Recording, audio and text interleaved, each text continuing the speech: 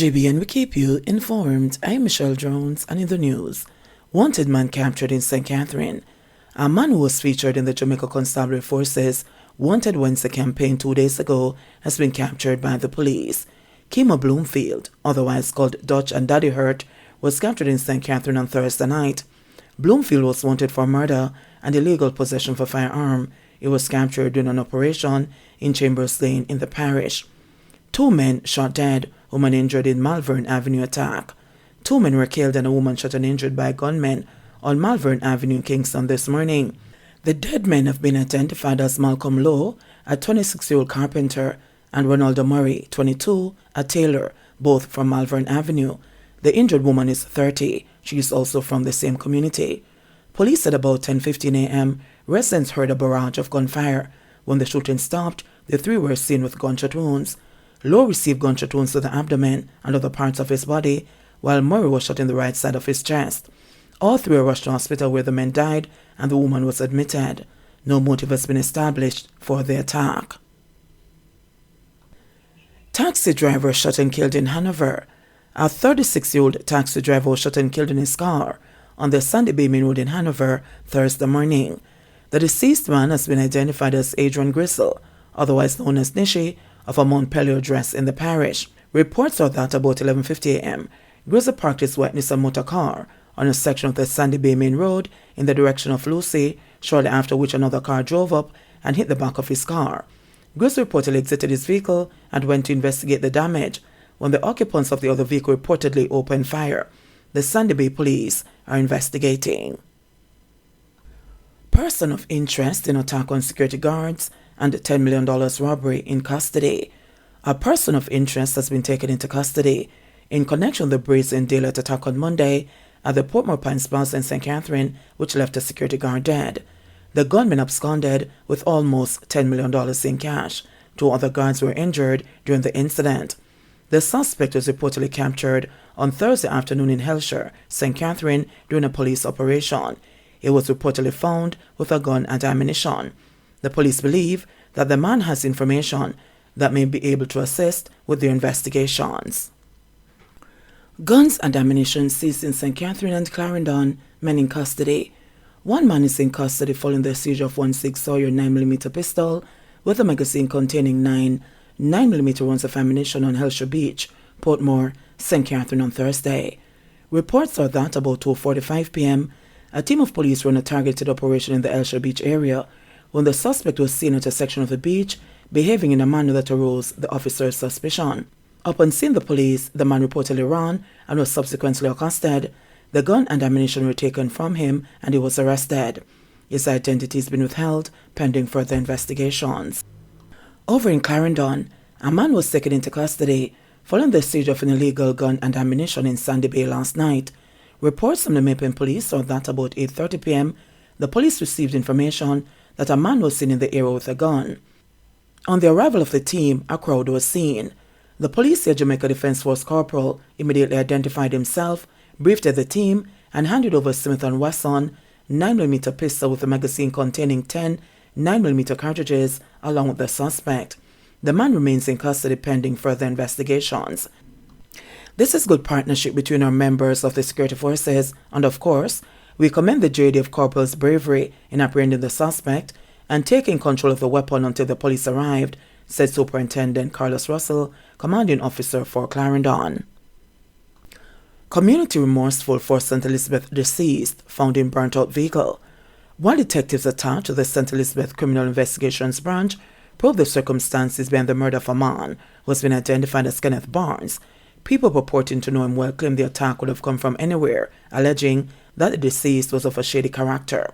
According to the police, there was someone to Cane Peace Road in Charlotte about 5:30 a.m. on Wednesday by people who stumbled upon a torched Toyota Wish motor car which had human skeletal remains inside. It is theorized that he was killed at a different location from where his body was found, and the motor vehicle subsequently set on fire. The scene was processed and the remains taken to the morgue where the identification process began. It is alleged that a gold tooth was one of his most recognizable features. Moreover, one woman who resides in a compound, St. Elizabeth, claims Barnes is well known to the Maroons in the parish. Him come from Aberdeen na St. Elizabeth, but him have children in a compound. He used to live up here for years and then he go several different countries and come back. He go England, America, and the last place he go was Colombia and come back. It's a man who get deported more than once. Them man they live a kind of way that does make this surprise me. Him a man always in a problem, so he can come from anywhere, the woman who requested anonymity claimed. Another woman who was vocal on the matter, but also requested anonymity, alleged that the deceased was being accused of having some knowledge of a recent robbery at a business establishment in St. Elizabeth. People know about them money and them ways. Sometimes they name like in a some thief or robbery argument and enough other things too. The police, however, did not reveal any information as to there being any truth to allegations of the possible involvement of the deceased in nefarious activities. Cops probe if mistaken identity led to murder. Residents in Yallas, St. Thomas, are said to be tight-lipped as police continue to investigate the murders of two men, one of whom people speculate was mistaken for the other. The deceased are Richard Campbell and Kenny Powell of Poorman's Corner addresses in Yallas. It is reported that on Sunday, police at the Bailey's Beach in Yallas were not pounced upon by a gunman who shot him several times in the head. The following day, Campbell was sitting at a bar when he was shot. He reportedly ran but fell 25 meters away. The shooter reportedly went over him and fired at him several times before escaping in a waiting motor car. However, a licensed firearm holder reportedly took on the shooter who returned gunfire. No one is injured during that exchange. The rumors are that Paul was mistaken for Campbell and that the shooting deaths were drug-related. However, when contacted for a comment on the matter, Commanding Officer of the St. Thomas Police Division, Superintendent Alison Byfield, said the police were not able to corroborate the claims. "We have not yet established that as yet, while we are hearing rumors on the ground around that. There are similar features, but I cannot confirm that it was a mistaken identity," Byfield said. She, however, urged persons with information to come forward and cheer the police as they tried to piece together the homicides that have since rocked the area. The police's response to both incidents were quick. However, people have been going about their business since then. They are tight-lipped. We are getting 1 and 2 calls that it is mistaken identity, but we're not getting much details as to why they are saying that. Another theory on the ground is that it is drug-related, she said. We are therefore appealing to persons with information who can assist us with this investigation to come forward. Brother in custody following fatal stabbing in Manchester. A man who police identified as a suspect in the stabbing death of another in Newport has been taken into custody following an operation on Thursday night in Knockpatrick in Manchester. A police report said Ricardo Williams, 22, a labourer of Newport in the parish, died following injuries he sustained after being stabbed at his home on Thursday, March 2. Police report that around 8:05 a.m., the two brothers had an argument about a pair of shoes. The police said the argument turned into a fight during which a knife was used to stab Williams in the region of his chest. The suspect reportedly fled the scene before being captured in the police operation. A police source said that the suspect was located based on intelligence. The police got information and went in search of him, so he's now in custody, said the source. Government to spend $100 million on drought mitigation. The government is to spend $100 million to help Jamaicans being affected by drought conditions. In making the announcement at a media briefing this afternoon, Prime Minister Andrew Holness stated that the focus will be on rural communities, particularly those that depend on catchment facilities.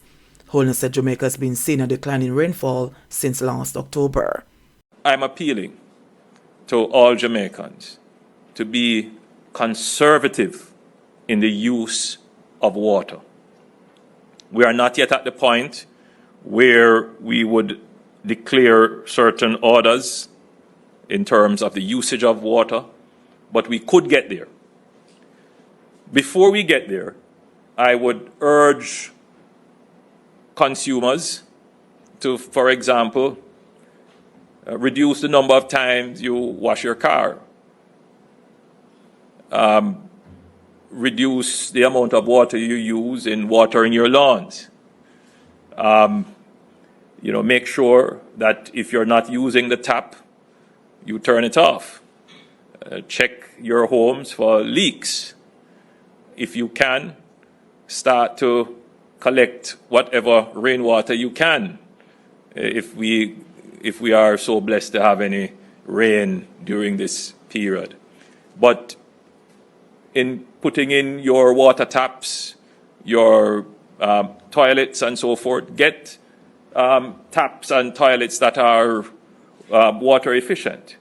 So these are the things that we need to do as Jamaicans to become responsive and smart about our climate. So in summary, we are in a drought. It is a meteorological drought. It is already starting to have an impact. The impact is mainly in rural communities. Of course, there are communities that are without water, but that may not be as a result of the drought.